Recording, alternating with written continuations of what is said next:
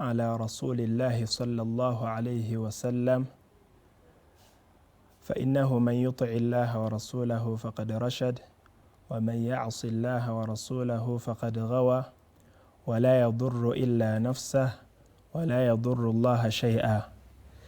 Assalamu alaikum wa rahmatullahi wa barakatuh. Abatula mwenna ku TV yaffe y'Obuganda, telefayine yaffe ya Obuganda.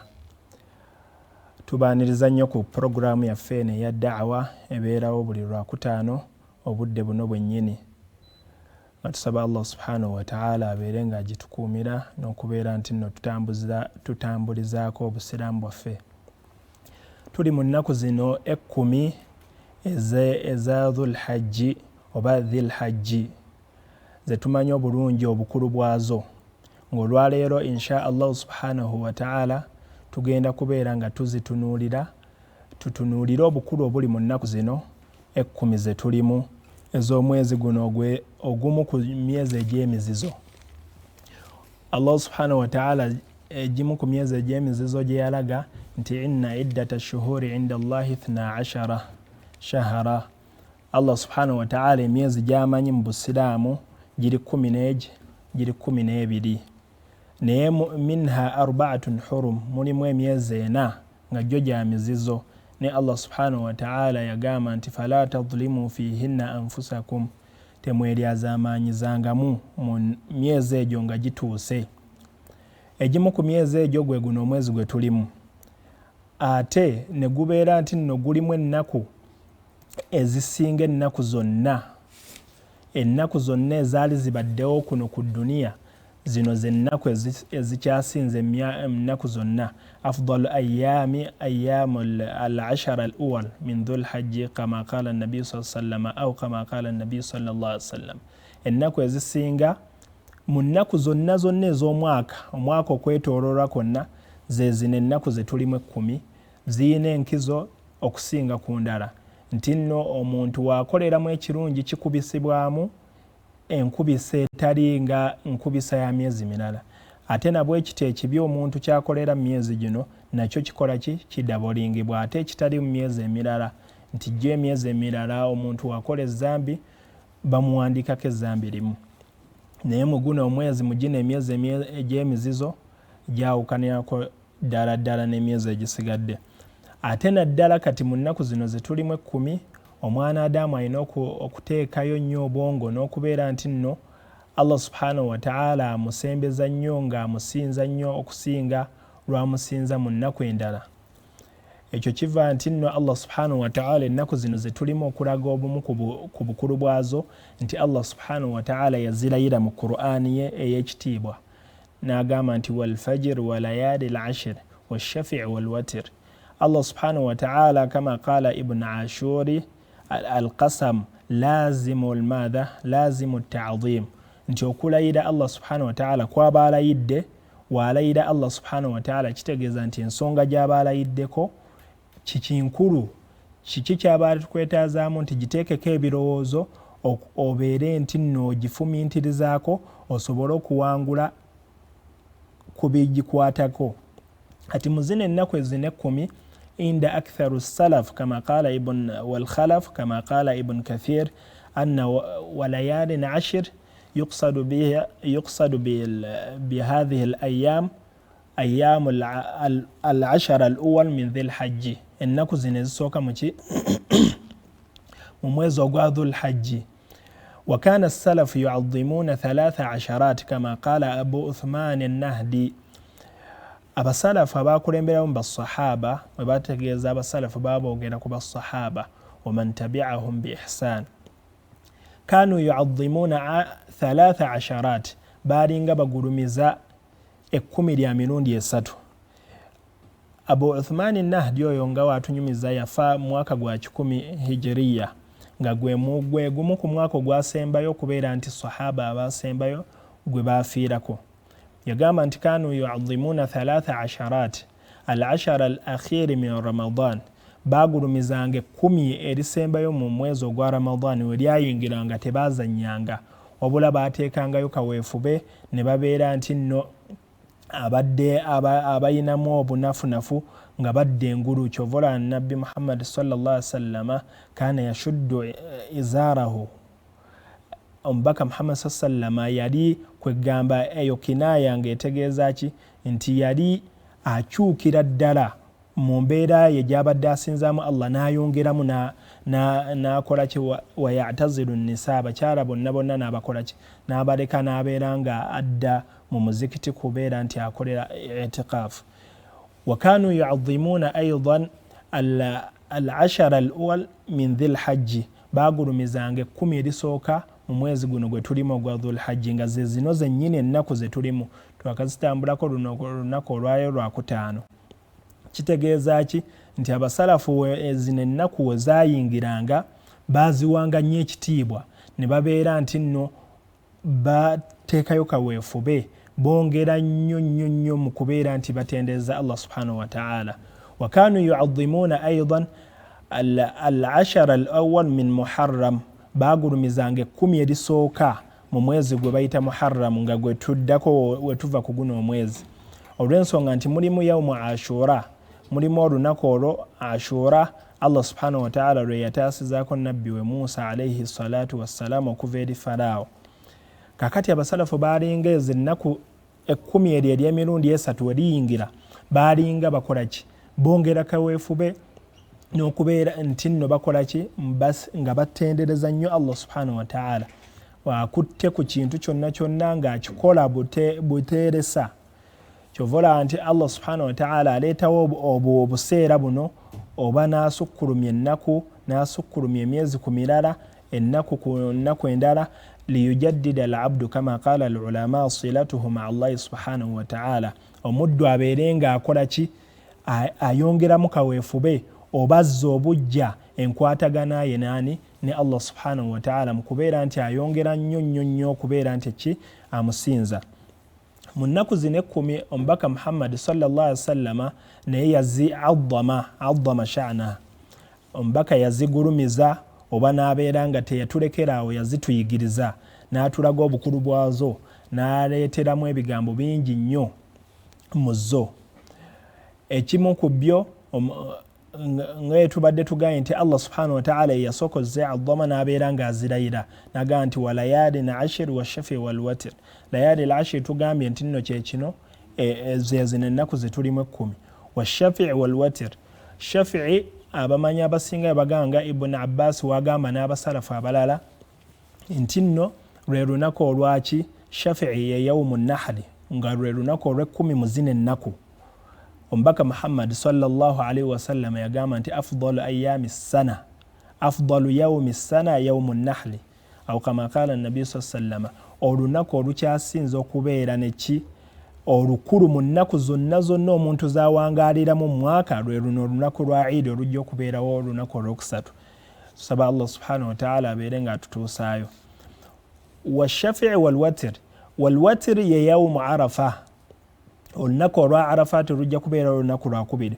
Omubaka Muhammad sallallahu alaihi wasallama ekyo kyonna mbikuleetera ebyo nga kiraga obukulu obw'ennaku zino ze tulimu, nti tuli mu nnaku ezikyasinze nga tugaye nti ze zisinga, era ne tulaba nti olunaku ate olusinga mu zino zonna ennaku ye yawmu ki, yawmu nahli, nga lwe lunaku olw'10 lwe lwokusatu. Ati omubaka Muhammad sallallahu alaihi wasallama wal watri gye yalayira ye yawmu Arafa, olw'ensonga nti lunaku lwa 9, ezo zibeera odd numbers, oga nti 1 3 5 7 9. Omubaka Muhammad sallallahu alaihi wasallam we bamubuuza ku lunaku olwa Arafat yagamba nti arju min Allah subhanahu wa ta'ala yukaffira sanatul maadiya wa sanatul baqiya. Allah subhanahu wa ta'ala asonyiwiramu omuntu ebyo ebyonoono ebitono bye yakulembeza okukola mu mwaka oguwedde, n'ebyo ebyonoono by'anaakola mu mwaka omupya. Kati ekyo ne kiraga nti nno obukulu bw'ennaku zino ze tulimu, ne kiraga nti omuntu yenna aba afunye chance Allah subhanahu wa ta'ala n'abeera nga amusanzizaawo akaseera kano, takazanyisa mu mbeera nti akole afube okukola kabwefube, abeere nti nno akoleramu emirimu emirungi, buli mulimu gw'omanyi nti mulungi. Mbaweeyoko omulimu gumu. Omubaka Muhammad sallallahu alaihi wasallam marra ala qabri dufina haditha, yayita ku kabbuli emu nga yakaziikibwa, yali yakaziikibwa ebbanga si ddene. Faqala man sahibu hatha alkabri, ani yaziikiddwa wano, ng'abuuza omubaka Muhammad sallallahu alaihi wasallam. Ne bamugamba fulani, gundi yeyaziikiddwa ki? Yeyaziikiddwa mu ntaana eno. Kyava aleeta ekigambo nti nno rak'ataani yarka'uhuma sahibu alqabri afdal oba ahabbu ilayhi min baqiyati dunyakum, nti omuntu oyo singa agezaako n'azuukibwa, hadith kyetegeeza Allah subhanahu wa ta'ala n'amuwa chance n'abeera nti amuteerawo okulondako wakati w'obulamu gwe obanze oba gwe atulaba bw'osigazzaayo muno mu nsooso oveemu obuwangaazi bwe obusigaddeyo, n'okubeera nti bamuwe oba ddakiika nga 2 oba 3 asaale laaka 2 zokka alondawo okusaala laaka 2. Olw'ensonga ki? Ategedde obukulu bwazo. Mu riwaaya endala omubaka Muhammad sallallahu alaihi wasallam yagaa nti nno rak'ataani khafifataani, laaka 2 ng'ate za bwangu si zaki tezeetaaga budde bungi. Yarka'uhuma sahibu alqabri ahabbu ilayhi min baqiyati dunyakum, omuntu oyo ali mu kabbuli awo n'abeera ng'afuna chance ezo ezisaala laaka ezo 2, alondawo laaka ezo akadde ako oba ddakiika ne weebeereemu ng'asobola okusaaliramu laaka 2, okubeera nti nno bamuwaamu obulamu bwammwe obusigaddeyo, alondawo eddakiika eno asaaliremu laaka 2 asobole okubeera nti nno awona eri Allah subhanahu wa ta'ala. So kati gwe mu mwezi guno oba mu nnaku zino ze tulimu enkulu, ezo laaka 2 ziyitirize qabliya wa ba'diya, tusaaleko nga tetunnaba tuyina sunani abadde azitafarratamu oba ayina obugayaavu mu zo, ziyitirize asobola okusiibasiiba, asobola okusaddaaka ng'ate okikola nnyo, asobola okubeera nti osoma ku Qur'an gisome nnyo, abadde asoma ejjuzu kati yongeramu, soma ejjuzu 3, soma ejjuzu 5, otuuleko we basomeseza eddiini, olongoose empisa zo n'abantu, olongoose empisa zo ne Allah subhanahu wa ta'ala. Ebyo nno bye bimu ku bigenda okubeera nti nno bikola ki? Bikubeera nti nno bikuleetera okubeera nti osembera oba ofuna okwagalibwa eri Allah subhanahu wa ta'ala.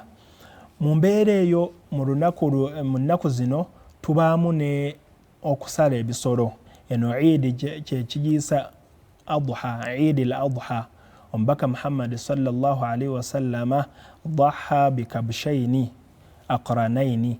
Omubaka Muhammad sallallahu alaihi wasallama yasaliramu yasala embuzi oba yasala endiga zaali 2, nga we yagamba nti nno yasala endiga n'agamba nti eno yange n'abaki n'abantu b'ennyumba yange.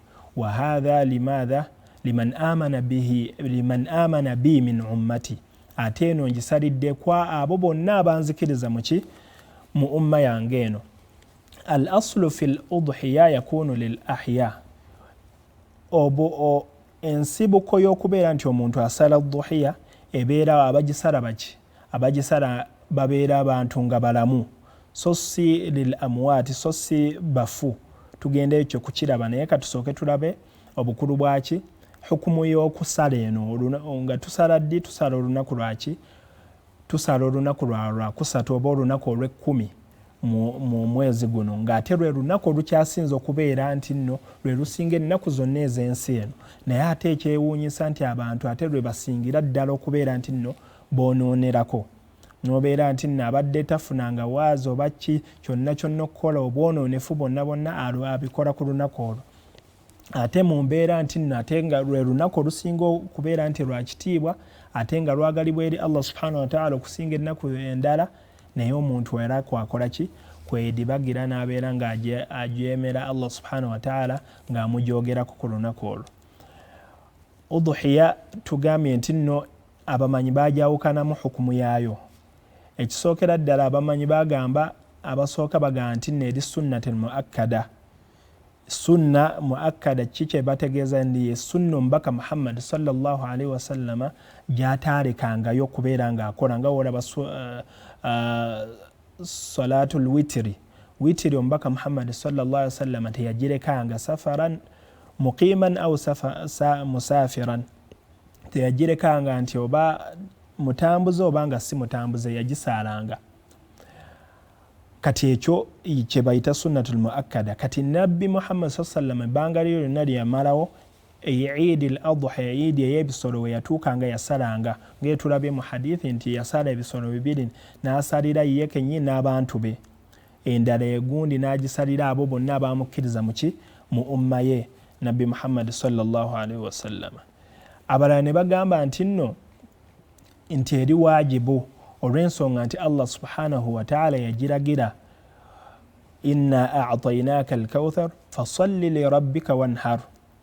Ekyo nga kiraga ki? Kulagira. Ng'ago nno ge madhhab ga Imaamu Abi Hanifa ne Sheikh al-Islam Ibn Taymiyyah n'abalala ne Sheikhuna ikhtarahu Sheikhuna Uthaymin rahmatullahi alayhim ajma'in. Ng'era nze kyendaba nti kyekituufu nti udhuhiya okusala ku yawmul Eid kiri waajibu kwoyo yenna ayina obusobozi. Omuntu wabeera n'obusobozi Allah subhanahu wa ta'ala ng'abumuwadde, ateekeddwa okubeera nti naakola atya? Ateekeddwa okubeera nti asala. Okubeera nti asala ekisolo, asobola okubeera nti asala ye n'abantu be nga mu nniya emu, n'abeera nti nno akola atya? Yeesalira ye n'abantu be ng'omubaka Muhammad sallallahu alaihi wasallam we yakola. Wabula ate okukhassasa oba okuspecializinga nti ogambe nti nsalidde gundi ono omufu, nsalidde taata wange omufu, ekyo nga okireeseewo nti kyekigendererwa kyo yenniya yo nsalidde mufu, ekyo kyo ku bye tumanyi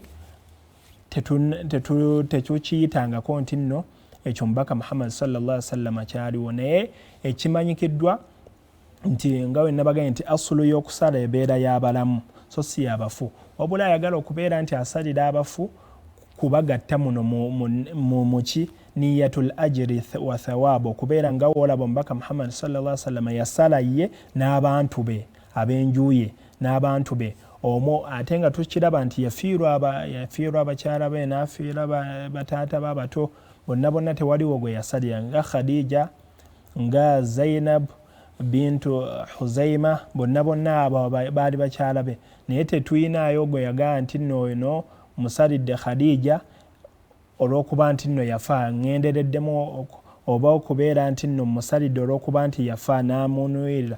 Wabula amunuwirira muki? Mu nniya eno eya thawaabu ey'okufuna empeera ezawaki? Empeera ezawamu. Mu mbeera eyo okufuna mu mbeera ezaki? Empeera ezawamu. Kaakati ekyo ne kibeera nti nno ki? Wabula omufu wabeera nga yafa n'aleka ki? Wasiya. N'abeera nti nno yaleka ekiraamo nti bannange ndeseewo akasente kange kaako munsaliranga ki? Munsaliranga ekisolo ku lunaku olwa Eid. Oyo yaawo tukkirizibwa okubeera nti nno tukola ki? Tumusalira. Kitegeeza ki? Nti omufu akkirizibwa ddi okubeera nti nno tumusalira biwasiya au tab'an, okube nti aleseewo ssente yalaama tumusalire, oba tab'an nga tumugobereza nga gwe woonoosala noga nsaze nze ne ku lw'abantu bange, neesalidde nze n'abantu bange. Kati n'abeera nti naagoberera nga wolaba omubaka we yakikola nti nsaze nensalira n'abantu bange abananzikiriza muki? Mu umma yange. Kati ekyo kye bayita tab'an, kubeera nti ogobereza mu nniya. Nga tumaliriza ebisolo ebiteekeddwa okubeera nti nno bisalibwa bibeera mu bahimatul an'am, ng'omwo mwe muli al-ibili oba gye tuyita eŋŋamiya, mulimu bakara ente, mulimu al-ghanamu wad-da'nu, mulimu embuzi n'endiga. Ebyo byokka bye bikkirizibwa okusala. Wabula enkoko, omuntu asala enkoko tayitibwa nti naasaze udhuhiya oba tugamba nti naasaze, wabula ayina okubeera nti asala biri ebintu bye tugambye ebina. Kati embuzi, endiga, okusinziira ku kigambo ekisinga ekyabamanyi abasinga nti omuntu okubeera nti ayina esalibwa erina okubeera nga teri wansi wa myezi 6. Kasita ebeera nga erina emyezi 6 ng'omuntu agiraba erina ennyama esobola okubeera nti esalibwa, oyo inda Ahmedi bagikkiriza ne Abi Hanifa. Naye Abi Hanifa yateekawo ko kasharutu okubeera nti eraga ki? Erina omubiri ogusobola okubeera nti nno gusalibwa. kakati ekyo kyekiri ku ndiga okubeera nti tekka wansi wa myezi 6 oba akkirizibwa okugisala nga ya myezi 7 oba 8 oba mwaka. Kati y'embuzi ate omuntu takkirizibwa kugisala okuggyako ng'ewezezza omwaka mulamba, wekka wansi w'omwaka nga tennaweza mwaka takkirizibwa kugisala nga dhuhiya. Ente erina okubeera nti ewezezza emyaka 2.